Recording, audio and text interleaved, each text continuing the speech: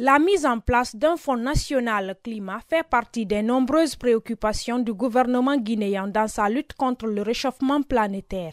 À l'occasion du sommet Paris Climat 2015, la délégation a rencontré Henri René Diouf, un expert du programme des Nations Unies pour le développement.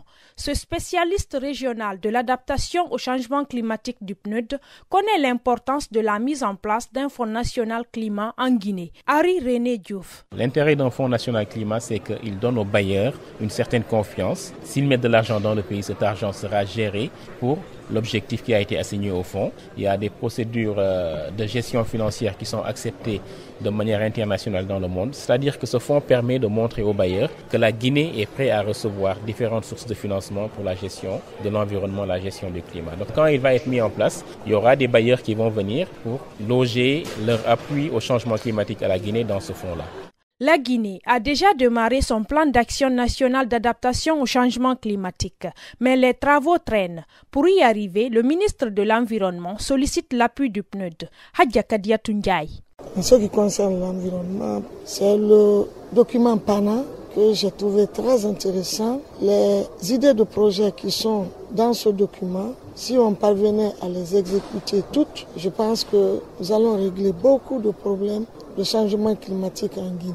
Il y a aussi le document plan d'investissement sur l'environnement qui est un document bien élaboré, chiffré, mais le délai risque de passer, il n'y a pas de financement. Nous souhaitons que non seulement le PNUD continue à nous assister, mais qu'il soit notre interlocuteur aussi auprès des autres agences des Nations Unies, comme tant d'autres.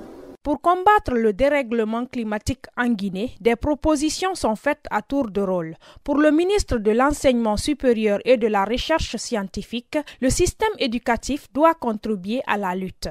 Bailo Telivel Diallo demande l'intégration des élèves et étudiants dans les projets environnementaux. Moi, j'insisterai sur la prise en compte de la dimension scolaire du primaire jusqu'au supérieur dans l'ensemble des projets, c'est-à-dire que l'on demande chaque fois qu'il y a un projet dans l'environnement qu'on voit dans la zone du projet 1 ou 2 établissements scolaires pour dire comment cet établissement scolaire va être intégré à la mise en œuvre. Parce qu'avec les enfants, on peut toucher aussi les parents.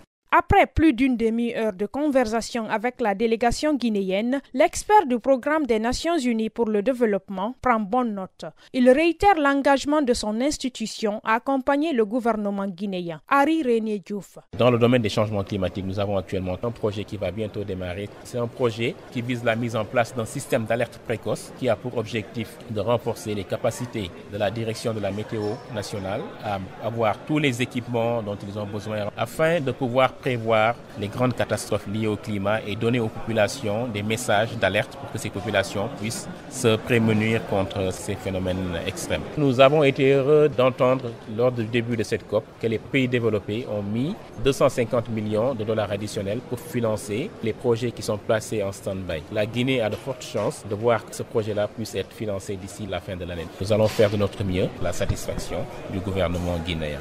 La Guinée a planifié des projets ambitieux dans la bataille contre le réchauffement climatique pour les prochaines années. Parmi eux, la mise en place d'un système d'alerte précoce ou encore l'élaboration d'un plan agrométéorologique pour permettre aux cultivateurs de faire une agriculture résiliente au changement climatique. Kadiatouba à Paris pour Studio Hirondelle Guinée.